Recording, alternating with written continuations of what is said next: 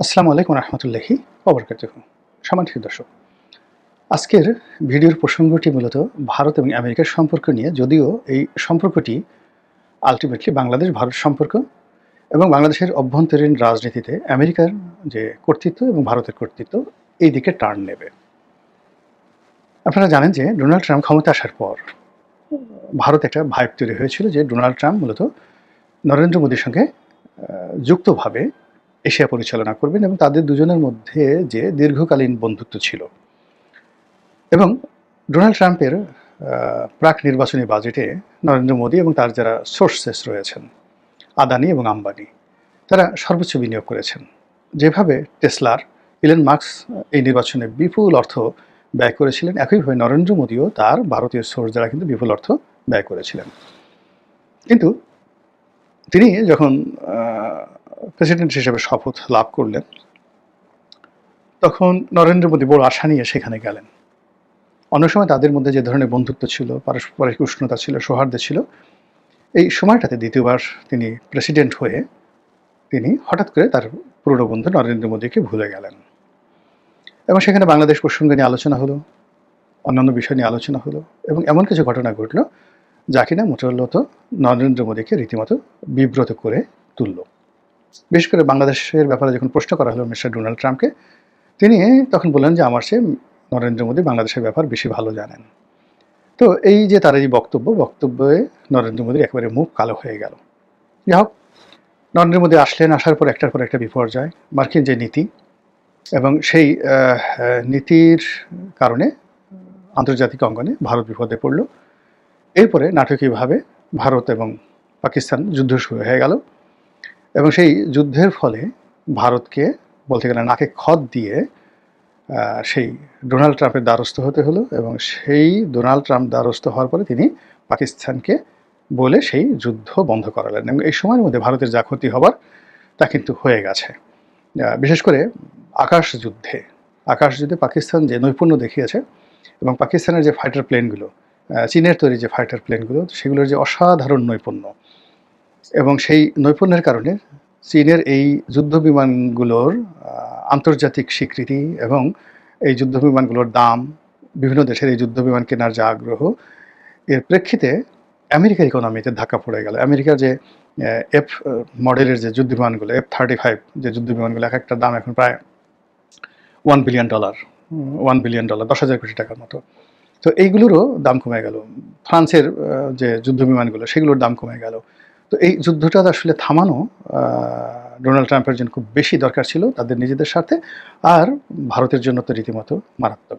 কিন্তু এই যুদ্ধের দুতিয়ালি করতে গিয়ে ডোনাল্ড ট্রাম্প নিজেকে এতটা সুপারম্যান ভাবলেন এবং পাকিস্তানের সেনাপ্রধানকে তিনি এতটা গুরুত্ব দিলেন এবং নরেন্দ্র মোদীকে এতটা অবদমিত করে ফেললেন, যেটা ভারতের রীতিমতো কান্নার রূপ হয়ে গেল।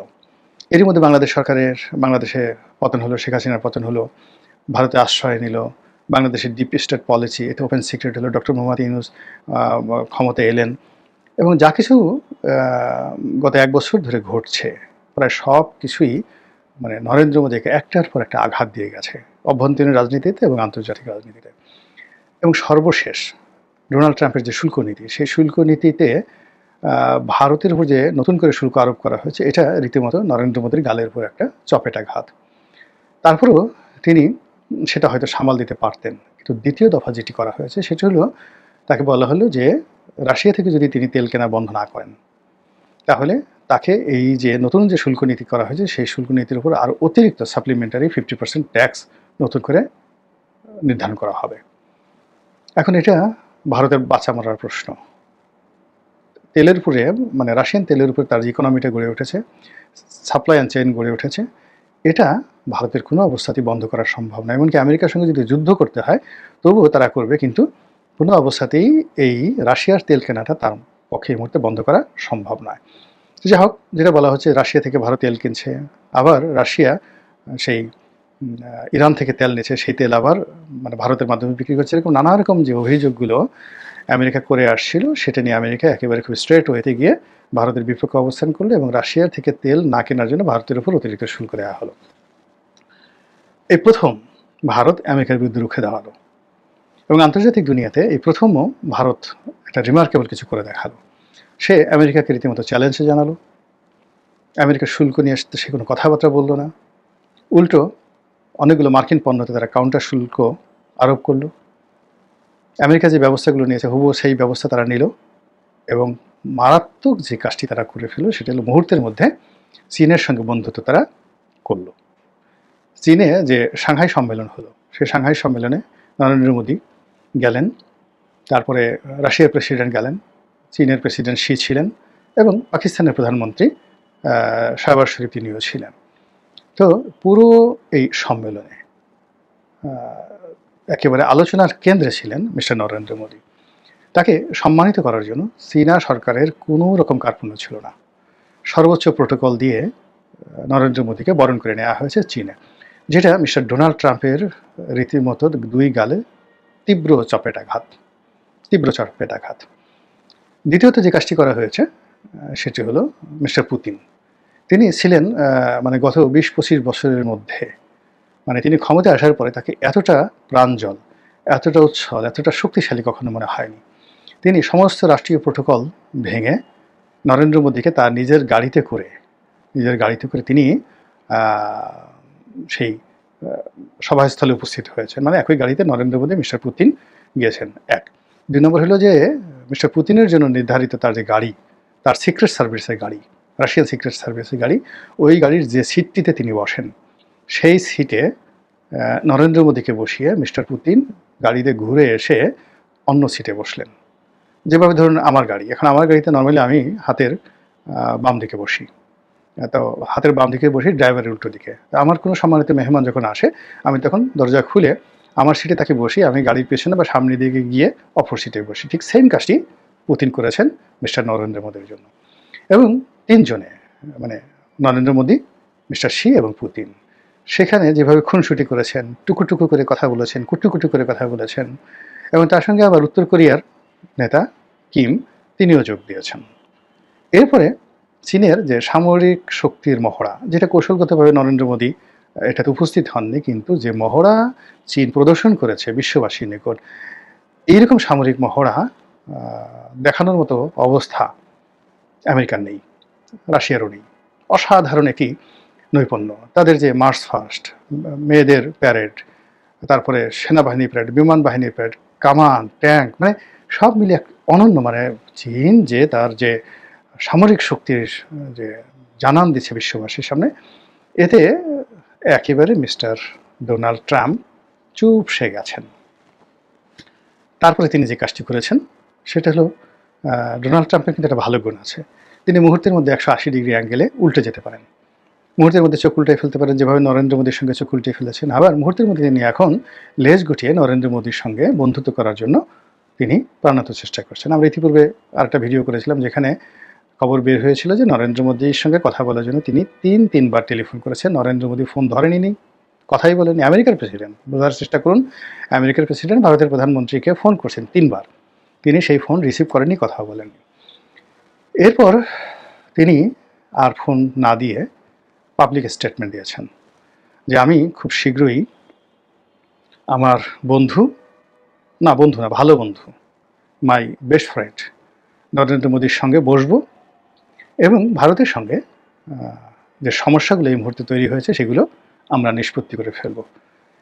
এই যে আহ্বান, এই যে বক্তব্য, এই বক্তব্যের ফলে দিল্লিতে রীতিমতো আনন্দের বন্যা বইছে। এবং এই যে অল্প কয়েকদিন, গত 3-4 মাস ধরে নরেন্দ্র মোদী যে স্পর্শকাতর অবস্থায় ছিলেন, সেটা এখন তার জন্য সাপে বর হয়ে গেছে। তিনি একই সঙ্গে রাশিয়ার বন্ধুত্ব পেলেন, চীনের বন্ধুত্ব পেলেন, এবং আমেরিকাকে বাগে আনতে পারলেন। ফলে কি হলো, এখন ওই যে যাকে বলে 10 হাতে খেলার, তাদের মধ্যে তো দুর্গাপূজা আছে, 10 ভুজা দুর্গাপূজা, তো 10টি হাত দিয়ে তাদের দেবী যেভাবে সব কিছু করে ফেলেন, একইভাবে নরেন্দ্র মোদী তার যে বৈশ্বিক যে কানেক্টিভিটি, এটিকে এখন তিনি 10 ভাবে ব্যবহার করতে পারবেন। তার ইরান নীতি, তার মিডল ইস্ট নীতি, কাতারের এবং সংযুক্ত আরব আমিরাতের এবং সৌদি রয়্যাল ফ্যামিলির সঙ্গে তার সম্পর্ক, এরপরে তার সঙ্গে রাশিয়ার সম্পর্ক, আমেরিকার সম্পর্ক, চীনের সম্পর্ক, এই সব মিলিয়ে একটা সাম্প্রতিক সময়ে তিনি যেভাবে নেপালের ক্ষমতার পট পরিবর্তন করে দিলেন, সেটাও মানে চীনকে বিরক্ত না করে, একটু বিরক্ত করা হয়নি চীনকে। মানে এখানে টোটাল ঘটনাটা এমনভাবে ঘটানো হয়েছে, সমস্ত দায় গিয়ে আমেরিকার উপর পড়েছে, কিন্তু বেনিফিটটা টোটাল দিল্লির পকেটে চলে গেছে। তো এর ফলে কি হলো, এই নরেন্দ্র মোদী এখন যে অবস্থার মধ্যে পড়েছেন, সেখানে যদি ডোনাল্ড ট্রাম্প ভারতে আসেন, আবার তাজমহলে যান, তার বন্ধুর সঙ্গে খোলাখুলি করেন, বুঝতেই তো পারছেন বাংলাদেশের রাজনীতিতে ভারতের আধিপত্য কি হতে পারে।